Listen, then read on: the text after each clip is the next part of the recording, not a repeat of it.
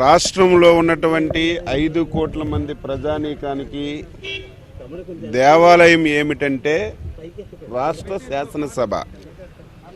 ప్రజాస్వామ్య వ్యవస్థలో శాసనసభకి అత్యంత ప్రాధాన్యత కలుగుతుంది. శాసనసభలో తీసుకున్నటువంటి ప్రతి నిర్ణయం ప్రజానీకానికి చేరువ చేసి వారి మంచికి ఉపయోగించే సభ శాసనసభ. స్వాతంత్రం వచ్చిన తర్వాత ఆంధ్రప్రదేశ్ రాష్ట్రం ఏర్పడిన తర్వాత శాసనసభని సొంత పార్టీ కార్యాలయంగా మార్చుకొని రాష్ట్ర ప్రజానీకానికి రాష్ట్రానికి ఉపయోగపడినటువంటి చట్టాలు చేయవలసినటువంటి శాసనసభ 5 సంవత్సరాలు వైసీపీ ప్రభుత్వం జగన్మోహన్ రెడ్డి తీసుకొచ్చినటువంటి ప్రతి చట్టం ఈ రాష్ట్ర వినాశనాన్ని గురించి తీసుకొచ్చారు తప్ప ఈ 5 సంవత్సరాల్లో తీసుకొచ్చినటువంటి ఏ చట్టం కూడా ఈ రాష్ట్రానికి ఉపయోగపడలేదని చెప్పి తెలియచేస్తున్నాను. ప్రజాస్వామ్య వ్యవస్థలో ప్రభుత్వం ఎంత అవసరమో ప్రతిపక్షం కూడా అంత అవసరం. ప్రభుత్వ వాదన ప్రభుత్వం చెప్తుంది. ప్రజల సమస్యలు శాసనసభలో ప్రతిపక్షం లేవనెత్తితే తప్పులుంటే సరిచేసుకొని ప్రభుత్వం ముందుకెళ్ళడానికి ఈ వ్యవస్థ పనిచేస్తుంది. కానీ 5 సంవత్సరాలు శాసనసభలో ప్రతిపక్షం యొక్క గొంతుని చేసినటువంటి ప్రభుత్వం జగన్మోహన్ రెడ్డి ప్రభుత్వం అని చెప్పి ఈ సందర్భంగా తెలియజేస్తున్నాను. ఈరోజు 4వ రోజు మేము సొంత కార్యక్రమాలు చేయడం లేదు. సొంత ఎజెండా మాకేం లేదు. ఈ రాష్ట్రంలో 5 కోట్ల మంది ప్రజలు వివిధ రకాల సమస్యలతో బాధపడి ఇబ్బంది పడుతుంటే రోజుకొక ఇష్యూని తీసుకొచ్చి ప్రభుత్వం దృష్టిలో పెట్టి చర్చించాలని చెప్పి ప్రయత్నం చేసినా మాకు కనీసం అవకాశం ఇవ్వకుండా ప్రతిరోజు దారుణాతి దారుణంగా సస్పెండ్ చేయడం ఇది ప్రజాస్వామ్యానికే మంచిది కాదని చెప్పి తెలియచేస్తున్నాను. ఈరోజు కూడా ప్రధానమైనటువంటి అంశాలు సగభాగం ఉన్నటువంటి యువత, సగభాగం ఉన్నటువంటి మహిళలు అనేకమైనటువంటి సమస్యలతో ఇబ్బంది పడుతున్నారు. అదేవిధంగా ఈ ప్రభుత్వం ఏర్పడక ముందు, ఈ ప్రభుత్వం ఏర్పడిన తర్వాత యువతకి అనేక హామీలు ఇచ్చారు. జాబ్ క్యాలెండర్ ఎవ్రీ ఇయర్ ఫస్ట్కి ఇచ్చి జాబులన్నీ కూడా ఫిలప్ చేస్తామన్నారు. చంద్రబాబు నాయుడు గారు అబద్ధాలు చెప్తున్నారు. 27,000 ఉపాధ్యాయ ఉద్యోగాలు ఖాళీగా ఉన్నాయి. మేము అధికారంలోకి వస్తే మెగా డిఎస్సి చేస్తానని చెప్పి 5 సంవత్సరాలు గాఢ నిద్రలోకి వెళ్ళి ఈరోజు వెంటిలేటర్ మీద ఉన్నటువంటి ప్రభుత్వం 6,000 ఉద్యోగాలకి నోటిఫికేషన్ చేసి యువతకి మోసం చేసిన విషయం, మహిళలపై దాడులు, అణగారిన వర్గాలు, హరిజన గిరిజన బడుగు బలహీన వర్గాల మీద ఈ ప్రభుత్వం చేస్తున్నటువంటి దమన కాండని ఈరోజు శాసనసభలో వాయిదా తీర్మానం రూపంలో ఇచ్చి మేము చర్చించాలని చెప్పి పట్టుబడతాం. తరువాత ఒక నిర్ణయం తీసుకున్నాం. ఈ రాష్ట్రానికి పట్టినటువంటి శని, ఈ రాష్ట్రానికి పట్టినటువంటి దరిద్రం ఈ రోజుతో వదిలిపోతుంది. నేను మొదటే చెప్పాను, శాసనసభ ప్రజలకి అవసరమైనటువంటి చట్టాలు చేయాలి, ఈ రాష్ట్రానికి ఉపయోగపడినటువంటి చట్టాలు చేయాలి. ఏ చట్టం తీసుకున్నా జగన్మోహన్ రెడ్డి చేసినటువంటి చట్టం ఈ రాష్ట్ర వినాశనానికే తీసుకున్నాడు.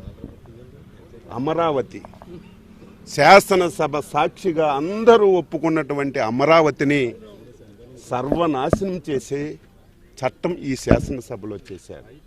పోలవరాన్ని రివర్స్ టెండరింగ్ అని చట్టం చేసి పోలవరాన్ని ఈ రాష్ట్రంలో ఉన్నటువంటి ఇరిగేషన్ ప్రాజెక్టులన్నింటినీ కూడా నాశనం చేశాడు. ఈ రాష్ట్రాన్ని అప్పుల ఊబిలోకి నెట్టాడు. ఈ రాష్ట్రంలో ఏ చట్టాన్ని తీసుకొచ్చినా సరే ఆ చట్టం ఈ రాష్ట్ర ప్రజలకి గుదిబండగా మారినటువంటి చట్టాలు చేశారు. అందుకే ఈ 5 సంవత్సరాల్లో ప్రజల వినాశనానికి తీసుకున్నటువంటి చట్టాలన్నీ కూడా ఒక బుక్లెట్ చేశాం. మేము శాసనసభ నుంచి బయటకు వచ్చి ఆ చట్టాలన్నీ మంటల్లో కాల్చి ఈ రాష్ట్రానికి పట్టినటువంటి శని ఈ రోజుతో వదిలిపోతుంది.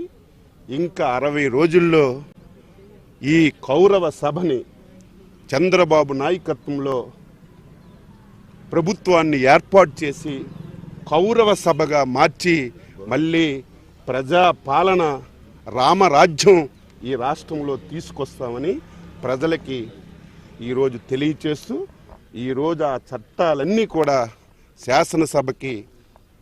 శాసనసభ ఎదురుగా దహనం చేసి శాసనసభకు దండం పెట్టి ఈ ప్రభుత్వానికి శంబర గీతం పాడుతామని చెప్పి తెలియచేస్తున్నాం. బాబు గారు బీజేపీ ఆహ్వానం మేరకు ఢిల్లీ వెళ్ళారు. ఏం మాట్లాడారో తెలియదు. అక్కడ మాట్లాడిన విషయాలు రేపు ఎల్లుండి ఎప్పుడైనా పార్టీ పెద్దలందరితో మాట్లాడి ఏం జరిగిందో తెలియచేస్తారు. అందరం కలిసి ఒక సమిష్టిగా నిర్ణయం తీసుకుంటాం. ఎవరున్నారు? గోడలు ఉన్నాయి. ఎవరున్నారు? మీకు నాకు సోషల్ మీడియాకి ఎవరికి తెలుసు? అక్కడ ఉన్న వాళ్ళు చంద్రబాబు నాయుడు గారు, అమిత్ షా గారు, నడ్డా గారు. చంద్రబాబు నాయుడు ఎక్కడైనా చెప్పారా? అమిత్ షా గారు చెప్పారా? నడ్డా గారు చెప్పారా? ప్రెస్లోని ఎక్కడైనా సరే మాట్లాడారా? ఎక్కడ ఏం జరగలేదు. కానీ ఎంత నీచాతి నీచమైన వెధవలు అంటారు ఈ రాష్ట్రంలో వైసీపీ సోషల్ మీడియా వెధవలు. ఇంత దారుణంగా సోషల్ మీడియాలో నిన్న పొడమ తల్లికి దండం పెట్టిన విషయం, అమరావతి భూమికి దండం పెట్టిన విషయాన్ని ఒక ఫోటోని పెట్టి మార్ఫింగ్ చేసి చంద్రబాబు నాయుడు గారు బీజేపీ పెద్దల కాలు మీద పడుతున్నట్టుగా నీచాతి నీచంగా ఈరోజు ఫోటోలు పెట్టారు. దీన్ని తీవ్రంగా కండి. ఆ కర్మ మీకు పట్టింది. కాలు మొక్కడం, మసాజులు చేయడం, బతిమలాడుకోవడం మీకు అవసరం. ఎందుకంటే మీ మీద అవినీతి కేసులు ఉన్నాయి, మీ మీద 12 షార్ట్ షీట్లు ఉన్నాయి. రేపు కానీ ఎల్లుండి కానీ శిక్ష పడుతుందని బీజేపీ పెద్దలు కాలు పట్టుకునే అవసరం మీకుంది తప్ప తెలుగుదేశం పార్టీకి అధినేతకు లేదు. మేము ఏ నిర్ణయం తీసుకున్నా సరే రాష్ట్ర ప్రయోజనాల గురించి తీసుకుంటాం. 5 కోట్ల మంది ఆంధ్రుల గురించి తీసుకుంటాం తప్ప ఏదో మా స్వార్థం గురించి కాదు. వెధవల్లారా, అటువంటి మార్ఫింగ్ చేసినటువంటి పనికి మాలిన సన్నాసులారా, ఎప్పటికైనా మీరు బుద్ధి తెచ్చుకొని మారకపోతే మీరు దానికి తగినటువంటి ఫలితాన్ని అనుభవిస్తారని చెప్పి తెలియజేస్తూ అందరికీ నమస్కారం. ఇస్తాం ఇచ్చినా ఏముంది? పోలీసులు ముందు చెవిటివాడ ముందు శంఖమూదినట్టుగా ఎవడో మా కార్యకర్త ముఖ్యమంత్రి మీదో వైసీపీ నాయకుల మీదో చిన్న పోస్ట్ పెడితే అర్ధరాత్రి అరెస్ట్ చేసేస్తున్నారు. మేము ఆధారాలతో సహా పోలీస్ స్టేషన్కి వెళ్ళి కంప్లైంట్ చేసినా ఎక్కడ కూడా పట్టించుకున్నటువంటి నాదుడు లేడు.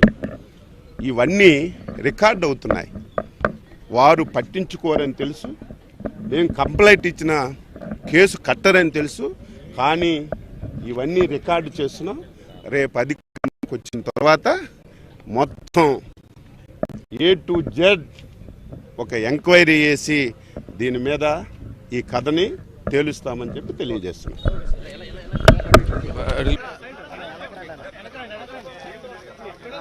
ఓకే